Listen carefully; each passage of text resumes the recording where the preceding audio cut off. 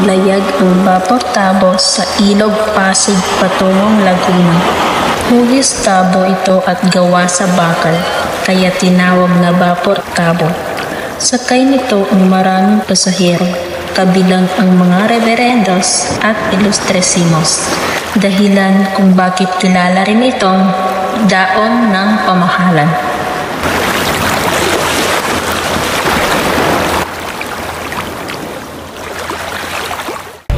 Bakit gumagawin sa dakong iyon ang iyong mga hangalat ni Monero? Mababaw po sa bahaging niyong ginang.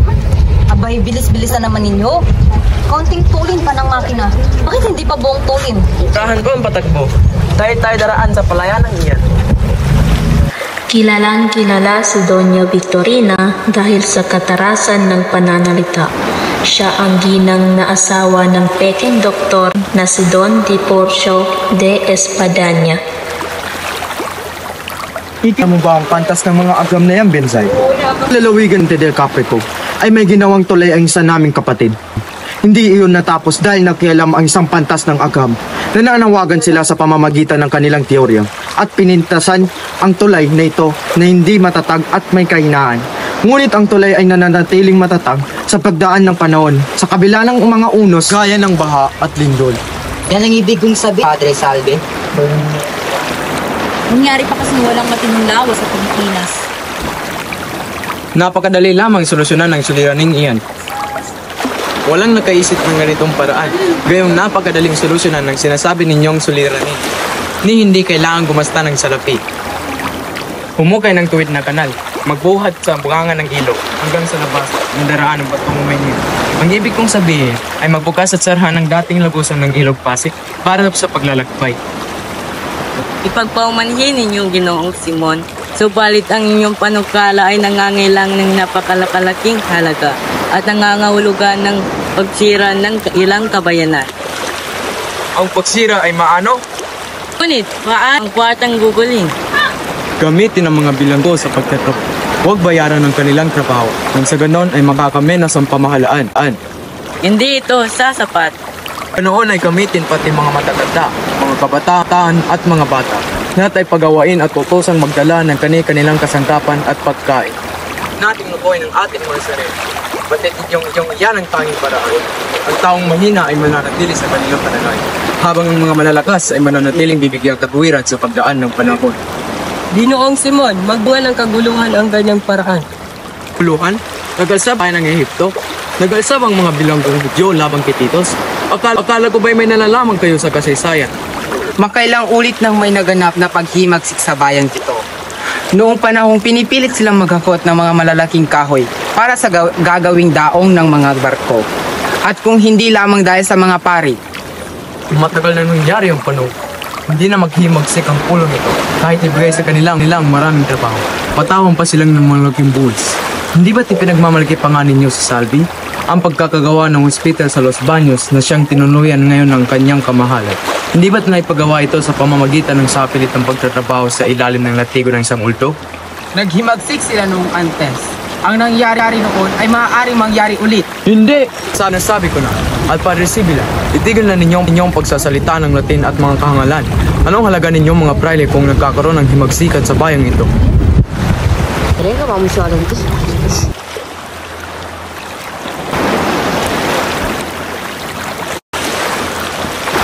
O Basilio, kumusta na ang inyong mungkahing magkaroon ng Akademyang Wikang Kastilo? Aking palagay ay mahirap maisakatupad ang isang yan. Matutuloy po ito sapagkat ang hinihintay lamang namin ay ang permiso matapos makipagkita si Padre Ereng sa Kapitan General. Tutol si Presibila, kaya baliwala rin iyan. Tutol nga po kaya siya. Narito ay upang makipag-arap din sa Kapitan General sa Los Baños. Naiintindihan ko, subalit kahit pabigyan kayo ng permiso, saan kayo kukuha ng pondo? Sagam po, maging ang mga guro ay hati ng Pilipino at Kastila. Kaninong bahay ang gamitin ninyo?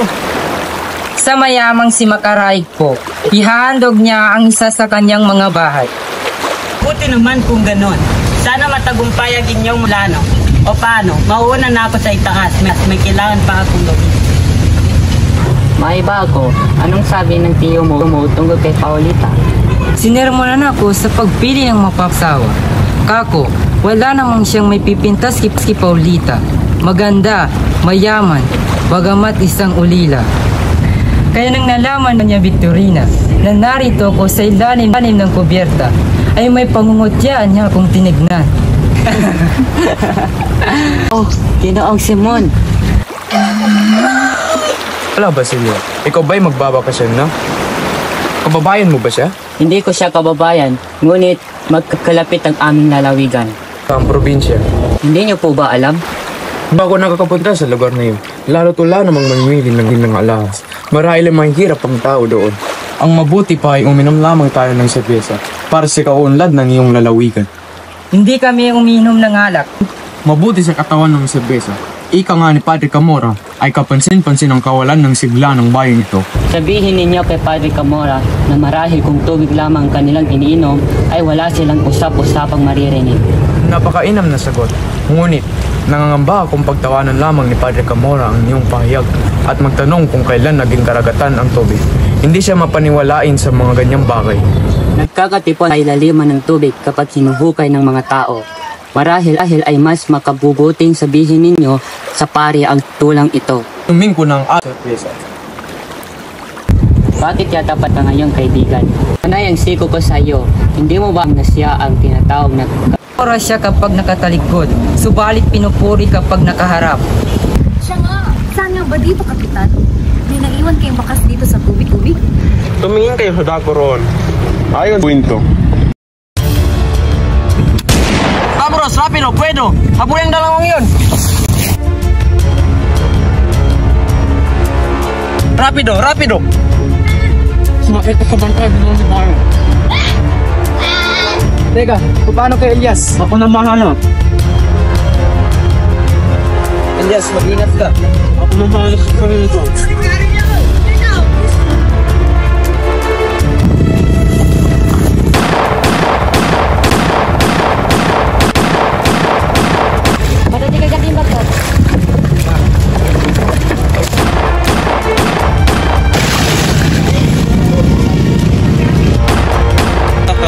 Kala mo siguro hindi kami asuntado, Senyor Ibarra? Noon ang kanyang bangkay ay nakasama na ng kanyang ama sa ilog na ito. Hindi ba't isang pilibustero ang kanyang ama? ang isang pilibustero kailanman ay hindi magkakaroon ng marangyang libing.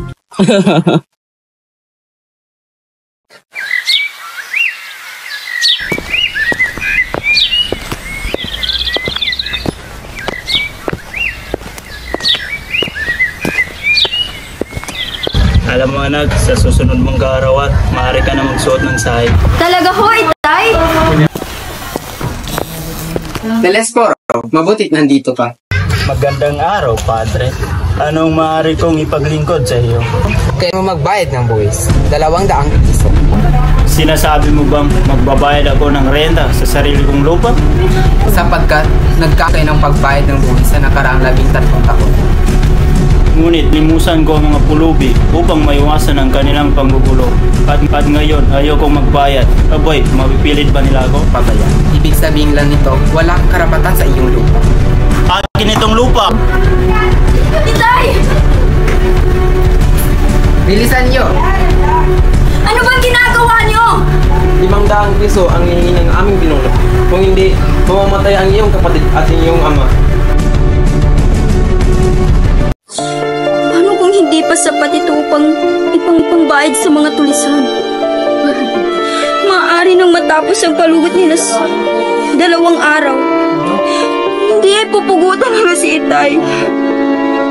Marami ang tumulong sa maglolo. Kabilang dito ay si Hermana Bari.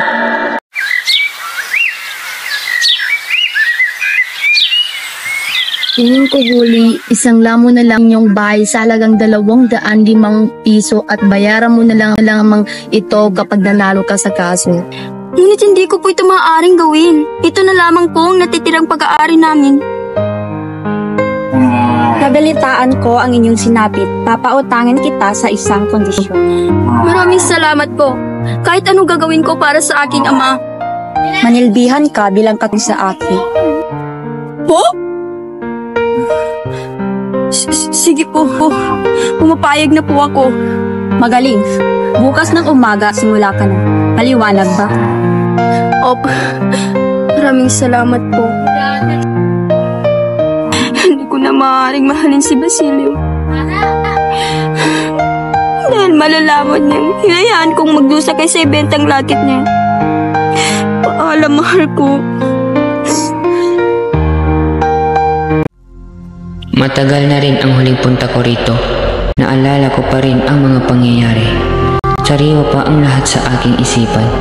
Parang kailan lang ang sakit na sinapit ko. Paalam aking ina. Alis na sana si Basilio nang may nakita siyang liwanag sa gitna ng mga puno, mga sanga at kadilimang naghahari sa kagubatan, at makarinig ng mga kaluskos ng mga paa. Nakakita si Basilio ng anino sa gitna ng pook na iyon at mabilis na nagmarcha patungo sa kanyang kinakatayuan.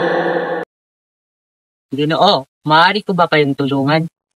Sino po ang nagugunita? Nakaraan na po ang 13 taon. Dito rin po sa mismong pook na ito, una tayong nagkakilala. Kung hindi po ako nagkakamali, kayo po ang taong nagbigay sa akin ng pakikiram. Sino ba ako sa tingin mo? Sa tingin ko po ay isa kayong napakadakilang tao. Isang tao na inakala na maraming tao, maliban sa akin, ay patay na. At ang natanggap na kabiguan ay labis kong ipinagdadalamhati. Basilio, ikaw ngayon ay nagmamayari ng sanglihim na maaring magdala sa akin sa kapamakan. At ngayon nadiskubre mo na ang isa pa sa kapag nalantad ay sisira ang aking plano. Para sa aking kaligtasan at pati na rin sa aking mabubuting layunin, ay dapat kong isara ang iyong labi habang buhay, dahil ano pa ba ang halaga ng buhay ng isang tao kung ikukumpara ang nais kong may patupad. Ama, dumating ako rito 13 taon nang nakakalipas na may sakit at bigo, upang magbigay respeto sa aking kaibigang may mabuting kaluluwa na pumano dahil sa akin at sa pagiging biktima ng masamang sistema na umiiral sa ating bansa noon pa man. Ngayon ako ay nagbalik upang ipagpatuloy ang kanyang nasimulan at hindi ko lubusang maisip na anong lason na iwan ay lubusang nang kumalat sa lipunan. At ang kabataan, wala nang ginawa kundi sumunod, magpaalipin at hindi pinapakinggan. Kamali ka, Ginoo, sa kabaliktaran. Ang pagkakaroon ng kaalaman sa wikang Kastila ay maaari makapag-isa sa ating gobyerno na siya namang nagbubuklod sa buong kapuluan. Pagkakamali, hinahayaan ninyong madalang yung mga sarili sa mga matatamis na salita ng hindi pinag-aaralan. Ang mga bagay-bagay ay para sa atin ang mga epekto makukuha ninyo sa ganyan. Ang wikang Kastila ay hindi kailanman magiging pangkaraniwang wika ng bansa. Nakita kong mga simula ng mga nakakastilang grupong ito. Kailangan ko ng tulong ninyo. Gamitin ninyo ang iyong impluensya sa mga kabataan para labanan ng pagnanais sa Kastila. Sa pamumuhay, ang pantay-pantay na karapatan na nagbibigay daan lamang para tawagin kayong magagaya. Ginoo, napakalaki ng karangalan na ibinigay ninyo sa akin. Sa pamamagitan ng pagsabi sa akin ng iyong mga plano, kaya't ibig ko magtapat at sabihin sa iyo na ang gusto niyo sa akin ay higit pa sa aking kalakasan. Ngunit wala sa loob ko ang paghihiganti, sapagkat hindi na ito makapagbabalik ng kahit sigla ng buhok ng aking ina o ngiti sa labi ng aking kapatid. Mamamatay ang mga mahihina, matitira ang mga malalakas. Konting pagtitiis na lang, malapit na akong magtagumpay. Konting tiis na lang.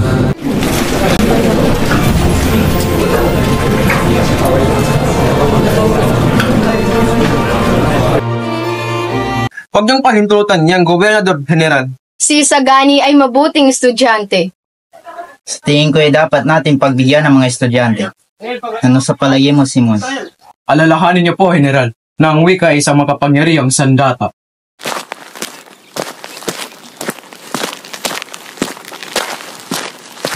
Si Dante, nahuli na ng mga asawa niya.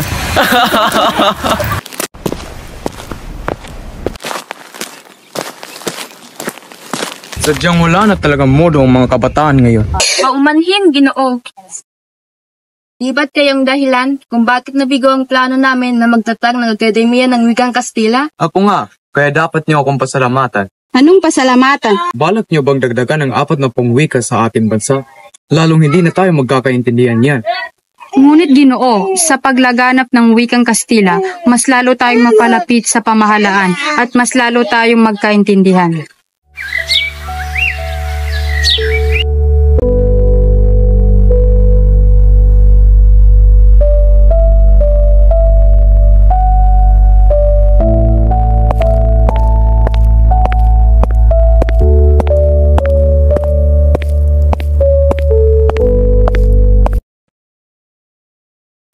Kinaupuan.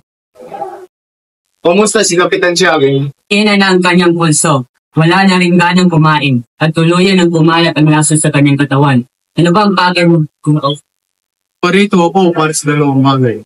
Ang kamatayan mo o kinabukasan. Sa panig ng umapi o sa panig ng iyong walay. Sa panig na umaapi o sa panig na inaabi. Yan ang hindi ko alam. Pagpasya ka, kailangan mo na mag-desisyon. Sa loob lamang ng isang oras ay magsisimula na ang magsigaw. At bukas, wala nang universidad, wala nang mag-aaral, at wala nang magpapanirang.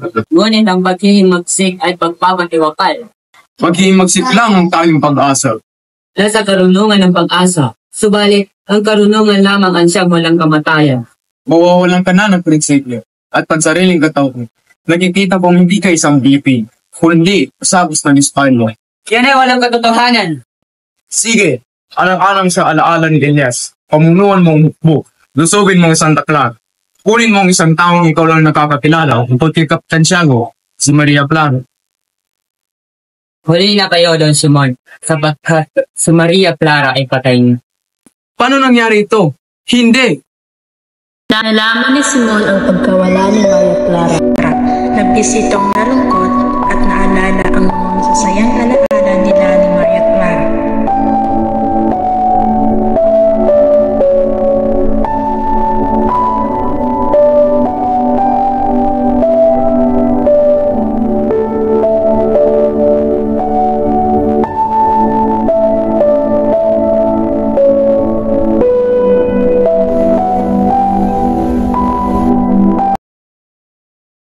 Crisostomo Ibarra. Ako nga. 13 taon na ako nabuhay na malayo sa bayan.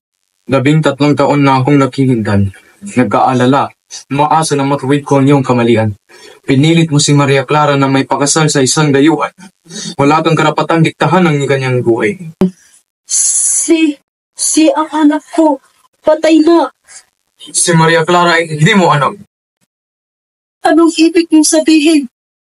Anak siya ni Padre Damaso.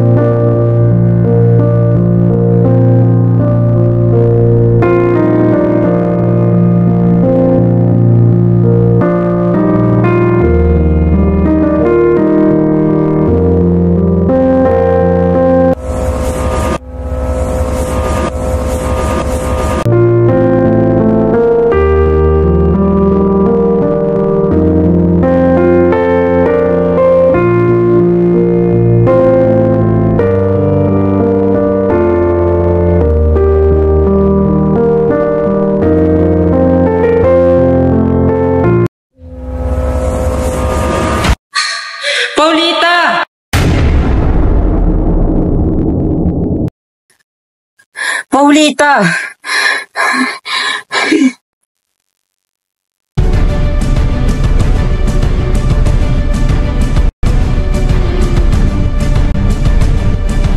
Ginaang si Man! Ginaang si Man! O Basilio, anong sadya mo rito?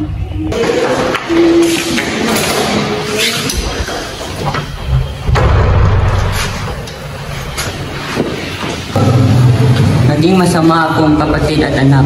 Nakalimutan kong pinaslang ang aking kapatid at pinahirapan ang aking ina. Pinaparusahan niya ako ng Diyos at wala akong ibang nararamdam kundi galit at paghiganti. Kasama na ako sa iyo, Ginoong Simon.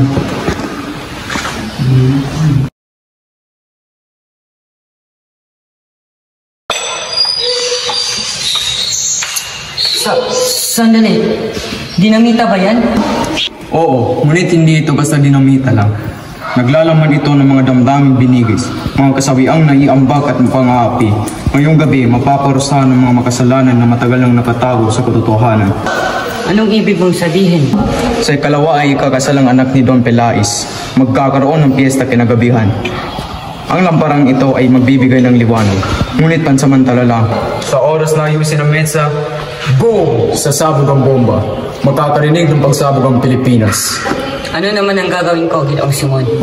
Ikaw ang mamumuno sa iba. Dalhin mo sila sa bahay ni Quiroga dahil doon nakaibak ang mga baril at pulbura. Ang pagsabog ay magiging hudyat upang sila ay magtipon at sumugod. Ang mga mistiso, Indio, Inchik, Kastila, lahat sila ay masasawi kaya mag-ingat ka, Basilio. Mag-ingat din kayo, Ginoong Simon. O Ginoong Simon, mabuti na lamang ay nakarating kayo. Halika't samahan mo kami sa pagtayo. Salamat sa inyong mainit na pagtanggap, Doña Victorina. Ngunit ako hindi na magtatagal pa. Ano? Hindi mo makapayag na makaalis ka agad. Halika't samahan mo muna kami. Dala niyo ba ang regalo? Kung kayo maghanda na kayo. Huwag kang mag-alala, Basilio. Huwag kang mag-alala, maayos din ang lahat. Oy, saan ka pupunta? Pupunta ang Paulita. Kailangan ko siyang makausap. Sandali, huwag ka nang tumunod. Baka ito na ang muli naming pag-uusap. Huwag kang pumunta roon. Makinig kang mabuti. May dinamitan sa sabog doon. Anumang oras mula ngayon. Kaya utang na loob. Huwag kang pumunta doon. Ngunit, sa iba na siya bukas. Isagani! Pinalaan na kita, kaibigan. Sana'y nakinig ka na lang sa akin. Pagpalain ka naman ng Panginoong may kapal. Mag-iingat ka, kaibigan. Ano naman ang lamparang yan? Ngunit, sigurado ka na bang ayaw mong kumain kahit saglit lang? Maraming salamat sa inyong pag-alok. Ngunit, may mahalaga akong gagawin ngayon na hindi maaring pagpaliban. Pasensya na, mauuna na ako. Maraming salamat, Ginoong Simon. Sa isang abalang kalsada, nagtagpo sina Quiroga at Simon. Napansin ni Quiroga ang pagmamadali ng kausap, ngunit hindi siya pinansin. Mabilis na nagpatuloy si Simon sa kanyang paglalakad. Ang sagan ng kasiyahan, pinuri ang lamparang bigay ni Simon, ngunit bigla itong namatay. Sa pag-aayos, natuklasan ang liham na may pangalang Juan Crisostomo Ibarra. Nagulat ang lahat, kumalat ang hinala. Si Simon ay si Ibarra. Biglang dumating si Isagani. Kinuha ang lampara at tumakbo. Ilang saglit pa, sumabog ito. Nagsimula ang kaguluhan at putukan.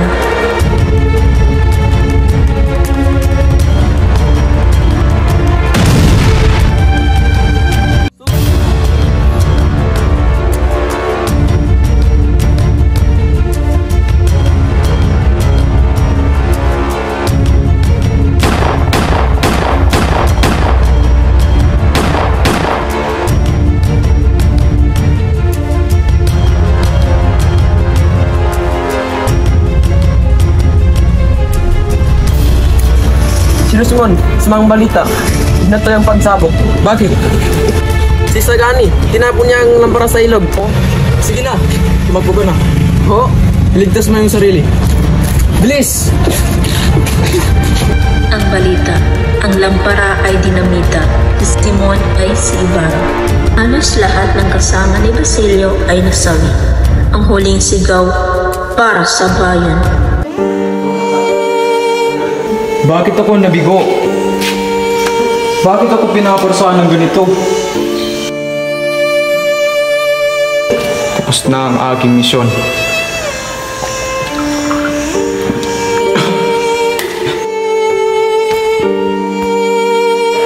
Senyor Simon! Diyos ko! Sandali! Ako'y tatawag ng doktor! Huwag na kayong mag-alala, Padre. Nangyari na ang dapat nangyari. Kumagabi na. Nais ko sanang sabihin sa inyo ang ating lihim. Hindi ako makinig sa iyo, Senyor Simon. Totoo naman ho bang may Diyos na gumagabay sa atin, hindi ba? Senyor Simon, at ang Diyos ang tumutulong sa atin pag wala tayong mapuntahan. Padre, tulungan niyo po ako. Ayokong mamatay na may dalang kasamaan. Nais Nais kong sana'y mangumpisal sa inyo. Handa akong makinig sa iyo, Senyor Simon. Plinano ko po ang lahat ng ito. Dahil galit na galit ako sa mundo noon. Bumalik ako upang maghiganti. Maghiganti sa mga taong umaapi sa akin. Diyos ko, patawarin ka ng Panginoong Anak. Palagi mong tatandaan, ang buhay hindi puro lang masaya. Minsan kailangan din natin makaranas ng sakit upang tayo matuto. Tandaan mo na walang maidulot ng maganda ng paghihiganti at magdudulot ng iyon ng panibagong kasamaan. Hindi ko lang maintindihan. Bakit ako ang pinaparusahan? Hindi ka pinaparusahan, anak. Iyan ay isang pagsubok lamang na kailangan mong lagpasan. Hindi ka niya bibigyan ng pagsubok na hindi mo kayang labanan. Naiintindihan ng Diyos na ikaw ay naipit lamang sa isang puot at galit sa iyong puso kung bakit mo nagawa ang mga ganitong mga bagay. Maraming salamat, Padre.